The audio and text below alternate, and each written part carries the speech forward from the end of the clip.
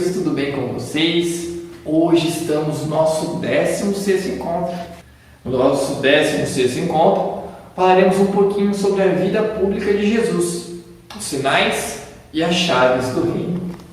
Para que nós bem possamos celebrar o encontro de hoje, convido você então a cantar comigo essa bela canção que fala sobre a busca de um reino de Deus, a busca, esse certo reino de lembranças a me perseguir, busca de um certo reino que estradas eu caminhei. Uma música muito bonita do Padre Zezinho, que é Balada por um Reino.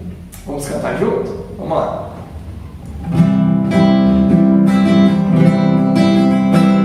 Por causa de um certo reino, estradas eu caminhei,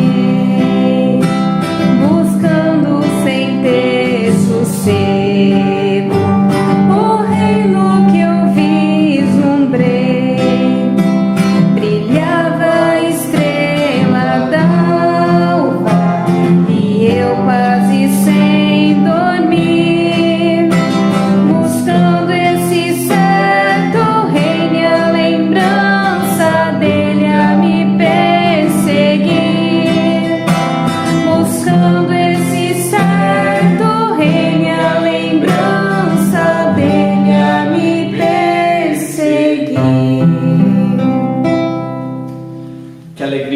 Ter cada um de vocês presente no nosso encontro de hoje. Nós paramos lá no mês de dezembro do ano passado, falando um pouquinho sobre o creio, passando por cada parte do creio.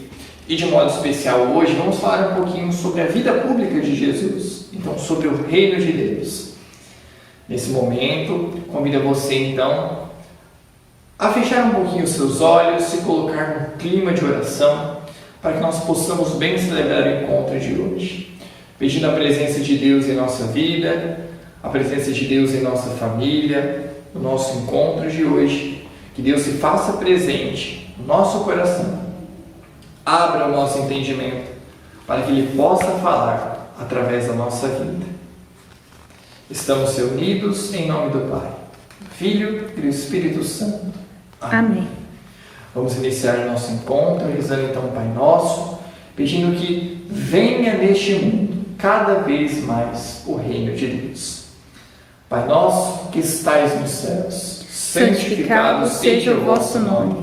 Venha a nós o vosso reino, seja feita a vossa vontade, assim na terra como no céu.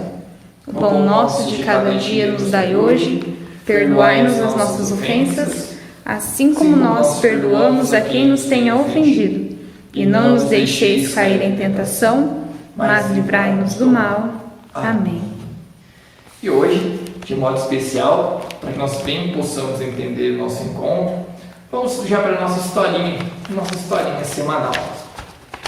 Nossa história de hoje vai falar um pouquinho sobre abrindo portas e janelas. E assim começa a nossa história de hoje. O Senhor Jesus Cristo, que é fiel à sua pedagogia de amor para revolucionar a sua igreja, se serviu de um Papa, considerando de transição, de passagem, já idoso, que não poderia fazer muitas coisas porque nem teria tempo e forças para tal. O Papa João XXIII, o Papa do Concílio Vaticano II, ele passou a história como Papa bom, cheio de entusiasmo, de coragem profética, abriu as portas e as janelas da igreja. O concílio foi o sonho de tantos sonhadores que se sentiam mal nas estruturas da igreja daquele tempo, mas amavam e sonhavam alto.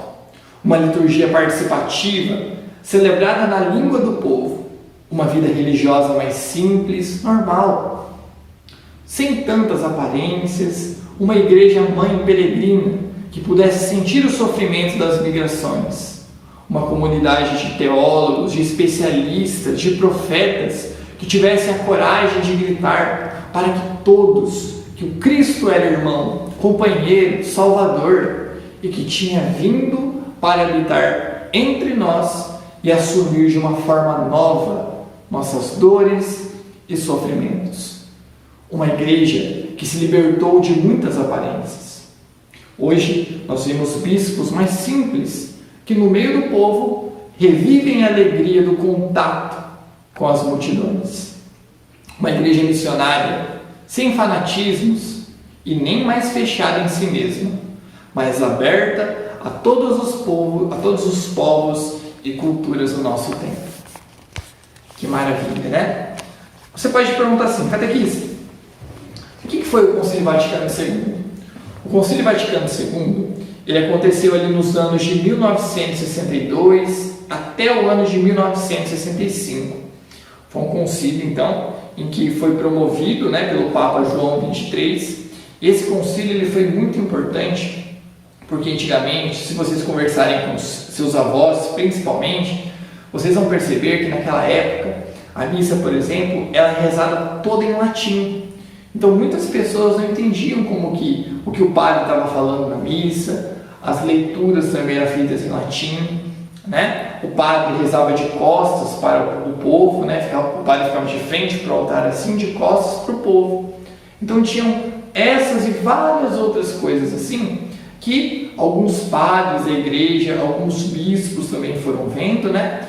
E foram pensando assim, mas não é mais fácil a gente rezar na língua do povo, como a gente acompanha a missa hoje? A gente vive no Brasil, então o padre reza na nossa língua, em português, né? Lê as leituras, faz homilia em português, a gente entende tudo da missa, né? A gente participa mais da missa. E naquela época não era bem assim. Também, no Concílio Vaticano II, abriu-se bastante portas para os leigos. Quem são os leigos, catequista? Os leigos são aquelas pessoas que não são parte do clero. O clero são os padres, né? São também os bispos, também tem aquelas pessoas que seguem uma vida consagrada, né? Como as irmãs, também os frades, os freis, aquelas pessoas que seguem essa vida religiosa. E as pessoas que não se encaixam nesses grupos somos todos nós, as catequistas, as pessoas que ajudam na igreja durante a missa. Essas pessoas são os leigos. E os leigos ganharam bastante força, né, nessa época do Concílio Vaticano II. Agora também ajudando o clero, ajudando o padre na missa. Os ministros, por exemplo. Né? Naquela época o padre rezava a missa em latim e tinha tantas outras coisas assim, que eram bem complicadas. Assim. E a partir do Concílio Vaticano II, com essa coragem, né, que teve o Papa João XXIII, bastante coisas mudaram assim, para melhor. Beleza? Agora então, nesse clima, ainda aí falando um pouquinho do concílio, falando um pouquinho do reino de Deus, vamos agora acompanhar a nossa leitura, o Evangelho dessa semana. Convido vocês a pegarem a Bíblia aí, para que nós possamos acompanhar juntos. Vamos lá? Bom, pessoal, a nossa leitura de hoje, ela está num dos evangelhos, tá? E é no livro de Mateus. Vamos ver no livro de Mateus, o capítulo 16, dos versículos 13 até o 20. Proclamação do Evangelho de Jesus Cristo segundo Mateus. Glória a vós, Senhor. Quando chegou à região de Cesareia de Filipe, Jesus perguntou a seus discípulos: quem as pessoas dizem que é o Filho do Homem? Eles disseram: alguns dizem que é João Batista, outros dizem que é Elias, outros que é Jeremias ou alguns dos profetas. Perguntou-lhes então: e vocês? Quem vocês dizem que eu sou? Simão Pedro, respondendo, disse: tu és o Messias, o Filho do Deus vivo. Jesus lhe respondeu: feliz é você, Simão, filho de Jonas, porque não foi alguém de carne e sangue quem lhe revelou isso, e sim o meu Pai que está nos céus. Eu também lhe digo: você é Pedro, e sobre esta pedra construirei a minha igreja, e as portas do inferno não dominarão sobre ela. Eu darei a você as chaves do reino dos céus. O que você ligar na terra será ligado no céu. O que você desligar na terra será desligado nos céus. Então ordenou que os discípulos não dissessem a ninguém que ele era o Messias. Palavra da salvação. Glória a vós, Senhor. Após nós lermos o Evangelho de hoje, dessa semana, o que mais toca o nosso coração? O que mais nos chama interesse, né, nesse texto que acompanhamos.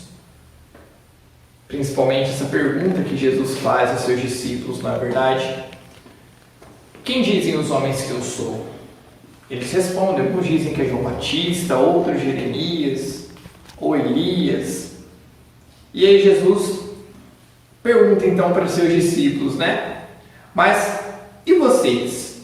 Quem vocês dizem que eu sou? Lá no versículo 15. E Jesus com certeza repete essa pergunta para nós no dia de hoje, na verdade. E para vocês? Para vocês, quem eu sou? Será que Jesus para nós é só um grande profeta? Será que Jesus para nós é só alguém que faz milagres? Será que Jesus para a nossa vida é só alguém gente boa? Ou será que nós somos como São Pedro, que diz lá no versículo 16: Tu és o Messias, o Filho do Deus vivo. São Pedro, ninguém falou isso para ele. Como Jesus até fala no versículo 17, Jesus respondeu: Feliz é você, Simão, filho de Jonas, porque não foi ninguém de carne e sangue, não foi nenhum homem que lhe revelou isso, e sim o meu Pai que está no céu. Como será que está a nossa fé em Jesus no dia de hoje? Será que está como a de São Pedro, que afirma: Jesus é Deus, é o Messias, é o Filho do Deus vivo, é aquele que me salva, é aquele que me dá a oportunidade agora de entrar no céu, na vida eterna, é aquele que está ao meu lado todos os dias? Ou será que Jesus, para mim, para a minha vida, é como daquelas pessoas que afirmavam que Jesus era um grande homem, um profeta, mas não Deus? Como que está a minha fé no dia de hoje? Quem é Jesus? Quem é Jesus para cada um de nós? Que nós possamos refletir durante esse encontro e durante a nossa semana. E para ajudar na nossa reflexão, vamos falar um pouquinho sobre as parábolas e os milagres de Jesus. Então, para instaurar o reino de Deus, para inaugurar o reino de Deus, Jesus faz pregações e milagres. Pela palavra, Jesus explica o reino e pelos milagres, ele prova a verdade da sua pregação. A pregação de Jesus é feita por meio de parábolas.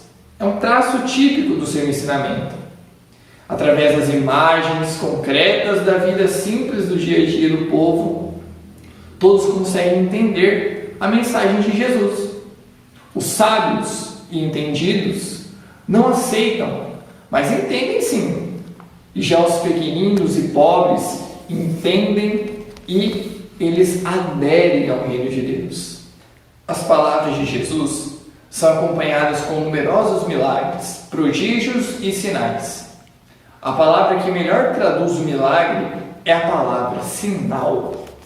Jesus realiza milagres para serem sinais de que o reino de Deus chegou e de que ele é o Messias, o Filho único de Deus. Os milagres não se destinam a satisfazer a curiosidade e os desejos mágicos, nem a resolver problemas particulares. Ao contrário, o testemunho dos milagres fortifica a fé de muitos que passam agora a conhecer, amar e a seguir Jesus.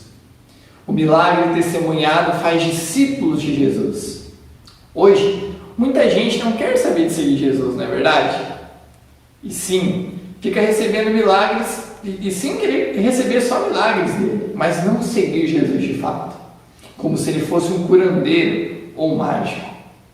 E os milagres de Jesus, eles nos mostram que só ele nos pode libertar da pior escravidão, que é o pecado. A chegada do reino de Deus é a derrota do reino de Satanás. Os exorcismos de Jesus provam isso. Onde Jesus chega, o demônio quer sair rápido.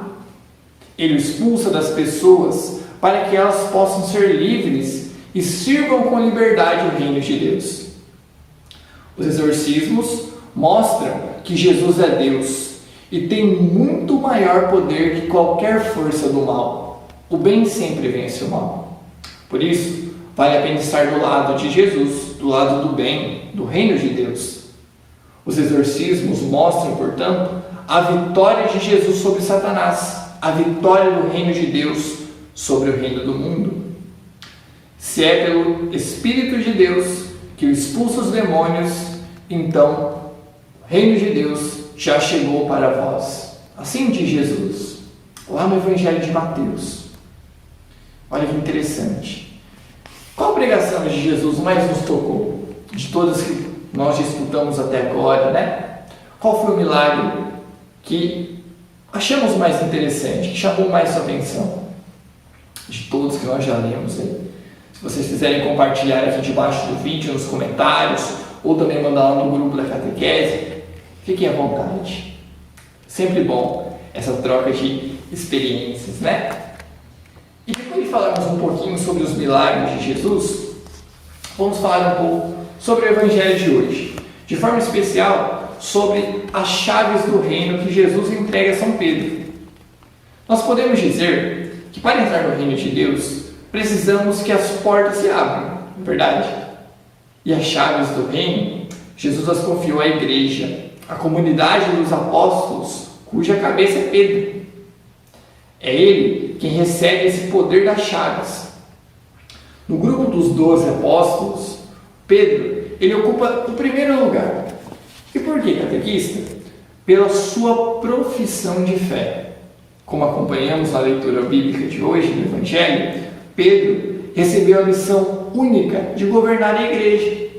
Cristo, que é a pedra viva, é o alicerce, garante que a sua igreja construída sobre Pedro alcançará a vitória sobre as potências de morte, as potências do mal.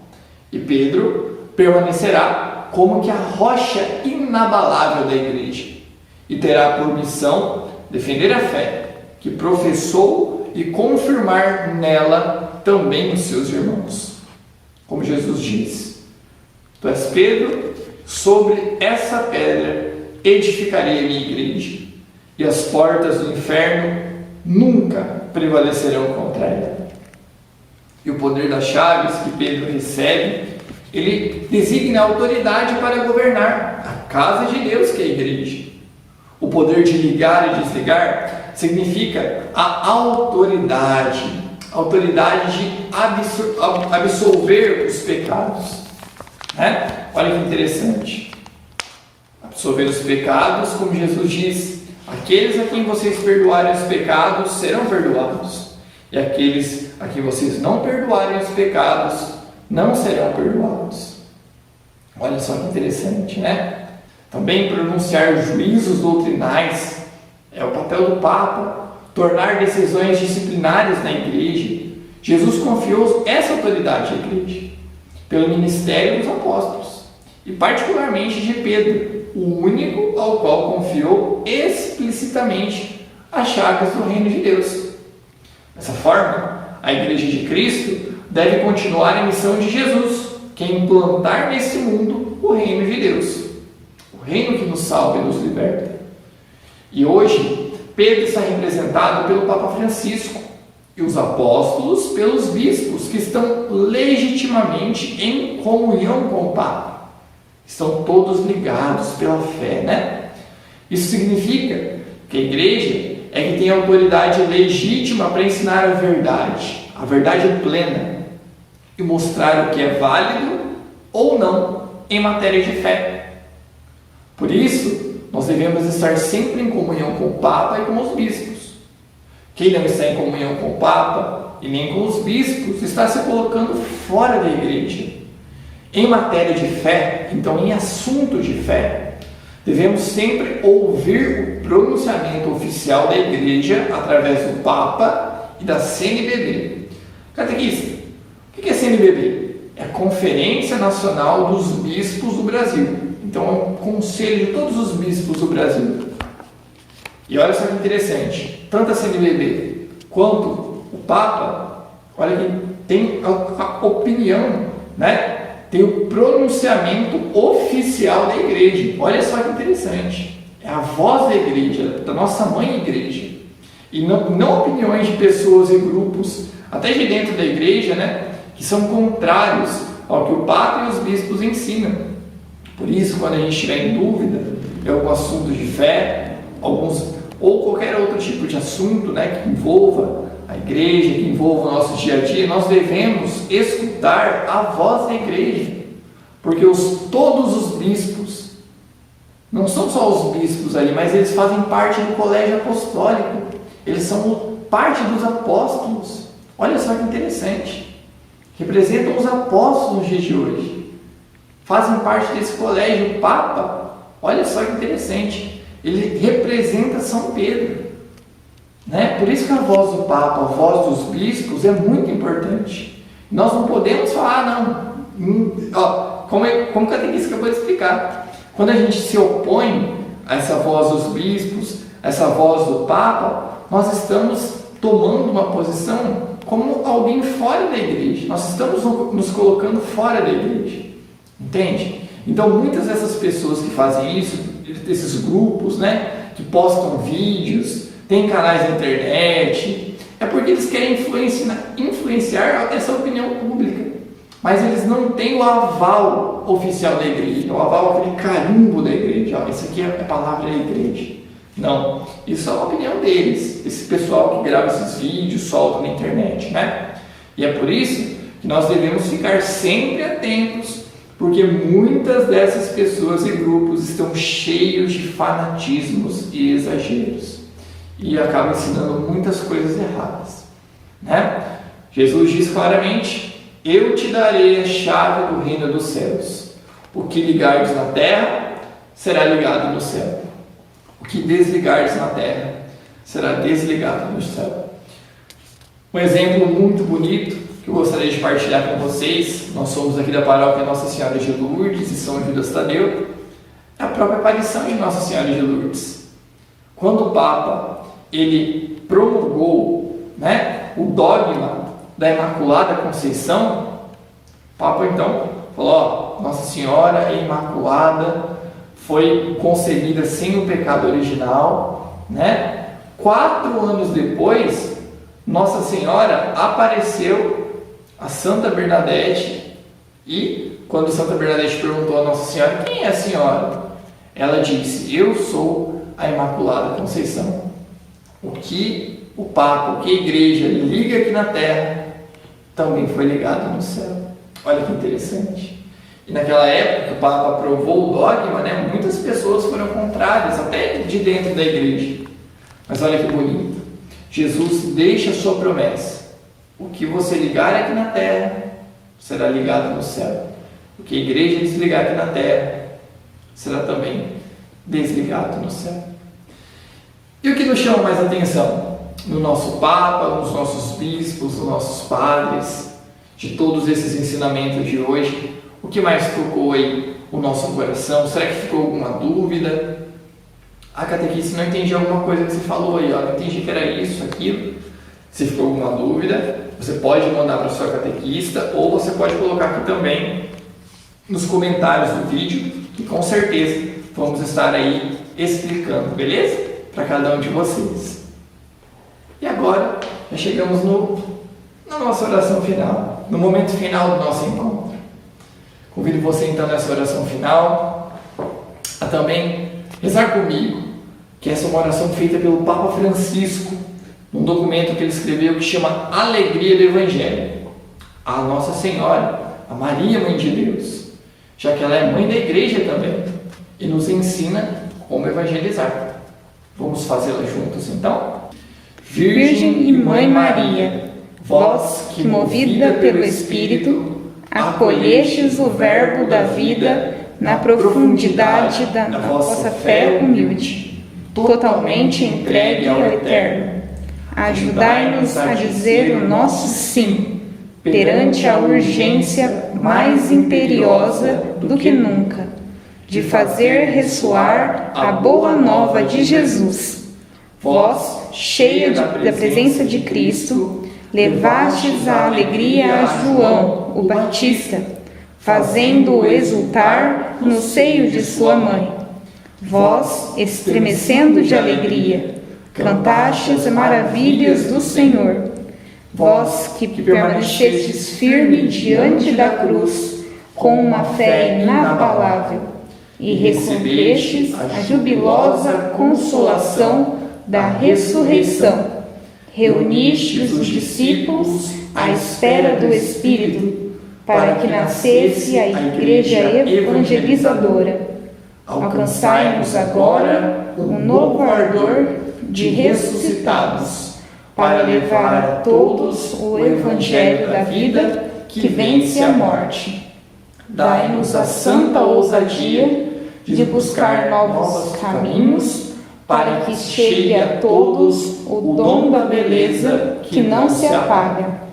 Vós, Virgem da escuta e da contemplação, Mãe do amor, Esposa das núpcias eternas, intercedei pela Igreja, da qual sois o ícone puríssimo, para que ela nunca se feche, nem se detenha na sua paixão por instaurar o reino. Estrela da nova evangelização, ajudai-nos a refugir com o testemunho da comunhão, do serviço, da fé ardente e generosa, da justiça e do amor aos pobres, para que a alegria do Evangelho chegue até os confins da terra e nenhuma periferia fique privada da sua luz. Mãe do Evangelho vivente, manancial de alegria para os pequeninos, rogai por nós. Amém. Aleluia. Estivemos unidos e sempre permaneceremos unidos em nome do Pai, do Filho e do Espírito Santo.